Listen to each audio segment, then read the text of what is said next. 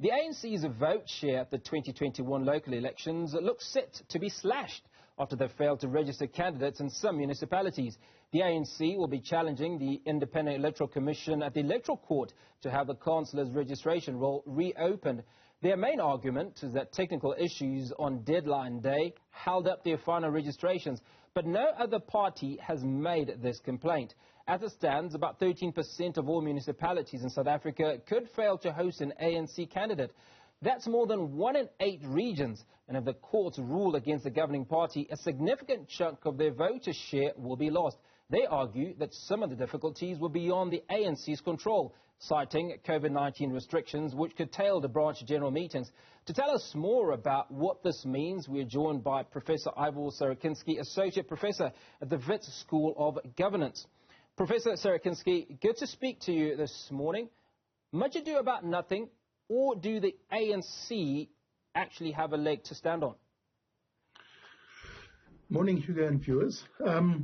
It depends on the evidence, and the evidence has to be put before the court that the problem was within the IEC system. So the ANC is going to have to prove that the problem was within the IEC. But that's not really the issue. The issue is if you leave things till the last minute, you leave things to be completed under conditions of risk. And this is a sign that the ANC was panicking in terms of trying to be compliant. And it left things to the last minute. We know the organizational difficulties in terms of staff protests, and I think that this is all of those variables coming together.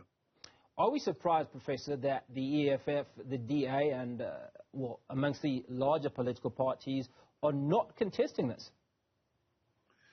Well, they got their lists in on time, but maybe to be fair, the ANC contests all wards across the country, so the lists that they have to compile are much higher than other parties who tend to focus their energies on a smaller number of wards where they think they have strong support. So there is that variable as well. But I suppose the other variable is that the ANC, being a bigger party, would have bigger resources, and there was no contestation to the timelines ahead of time. Yes, and that's the sign that the internal workings of the ANC are not as coherent and as efficient as they should be. So the internal bureaucratic structure, the machine of the ANC is not firing on all cylinders. And that's a problem for the ANC, because you can't go into big elections without your bureaucratic machine functioning in terms of resources for posters and transport and meetings and all of those types of campaigning issues. Now, there was recently strike action by ANC employees, having been unpaid for a couple of months, if I recall. Is this all indication of a party coming apart, so to speak, at the seams? Not really. The DA underwent a massive restructuring about a year ago where they dismissed or made redundant a large number of their party staff. And now the ANC is under the same fiscal pressures. And it's a sign that money isn't flowing into political parties at the same rate that it used to. And this could be because of the political party funding disclosure. It could be, in the ANC's case, the embarrassment caused by the disclosures at the Zondo Commission. And it could be aligned to the internal politics at Luthuli House and the struggles for power there, and how that is prevented money flowing into the ANC to pay the salaries of the bureaucrats who run the party, but also to get the party into the campaigning mode that it needs to be in. Now, the ANC currently has a suspended Secretary General. If there was a substantive Secretary General, do you suspect that these problems would not have occurred? Maybe not as intensely, because the controversies around the former Secretary General might have a lot to do with the dysfunction that we're seeing in Luthuli House at the moment in terms of factional battles, rather than using Luthuli House as a machine to drive the ANC in its electoral campaigns and competitions.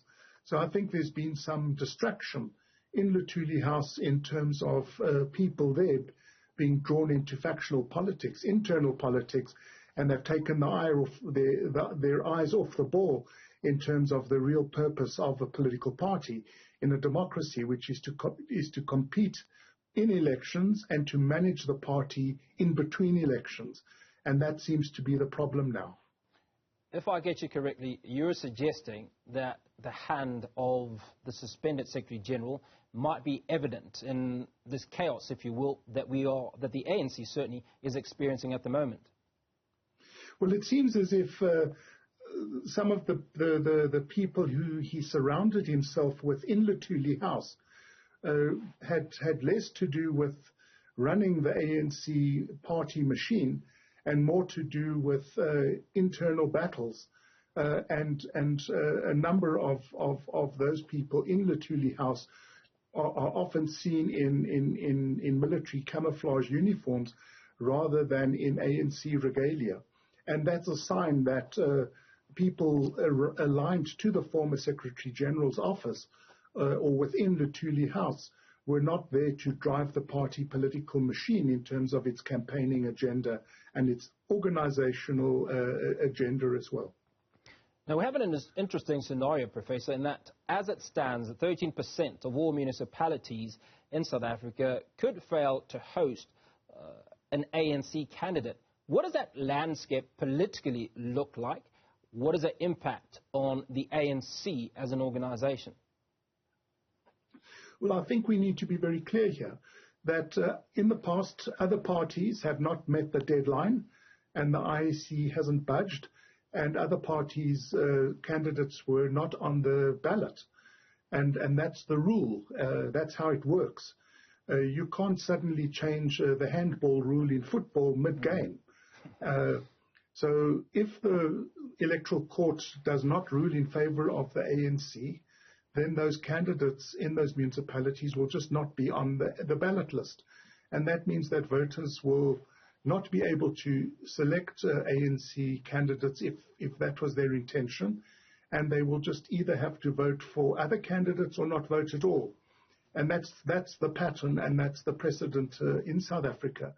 For the ANC, this is a disaster because we know that ANC electoral turnout is dropping. 2016 is the benchmark for local government elections now. And in terms of the way the system works at local government level, it's not just ward councillors, it's your PR councillors. You need to have votes coming in number in order to compete for the PR component of councils. And if you don't have candidates on the lists, it just means that your numbers go down all round in terms of the municipalities that you might be competing for. So I'm trying to get data on where these municipalities are and in which wards the ANC candidates can't be on the ballot at the moment to get a greater picture. But that would be the general principle that flows from this. Well, I'd imagine that the other political parties are licking their chops at the moment. But you speak of this being an absolute disaster for the ANC. One of the things that's been familiar with the ANC is that accountability has not been at the fore of a lot of what they've done. Who is responsible for this mishap, and are we likely to see somebody facing the full wrath of the ANC leadership, if you will? Well, in terms of the ANC structures, it would be the current acting Secretary General. Ms. Duarte is in charge of running the ANC as a party, and all the issues will have to be explained by her. So she's in an invidious position. She takes over a difficult situation, to put it mildly, and now has to deal with the fallout from all the dysfunction that we've already discussed.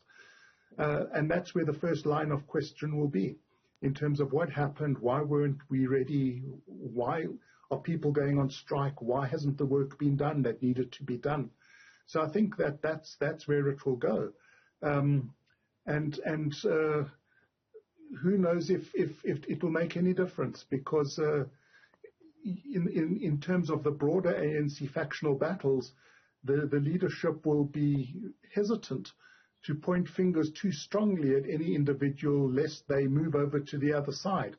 So it's that delicate egg dance within the ANC that ultimately results in accountability evaporating into thin air. Finally, Professor, is this an opportune time for the smaller parties to get more involved in grassroots politics? Yes, it's always a good time for smaller parties to get involved in grassroots politics, and this does open up a small window. I'm a bit hesitant to say that it's going to result in a rush of votes for the smaller parties, because ANC voters are pretty loyal. They either vote ANC or they don't vote. And that's what we saw in 2016, ANC voters not voting. So it doesn't mean just because an ANC candidate is unavailable, voters will vote for some other party. The other parties are going to have to make a case for the support of voters in those areas. But without the ANC campaigning in those areas, I think that does create an opportunity for some growth. But I would expect modest growth as opposed to a deluge of voters. Professor Ivor Sarakinsky, Associate Professor at Wits School of Governance. That conversation around the 13% of municipalities in South Africa where the ANC could fail to host a candidate.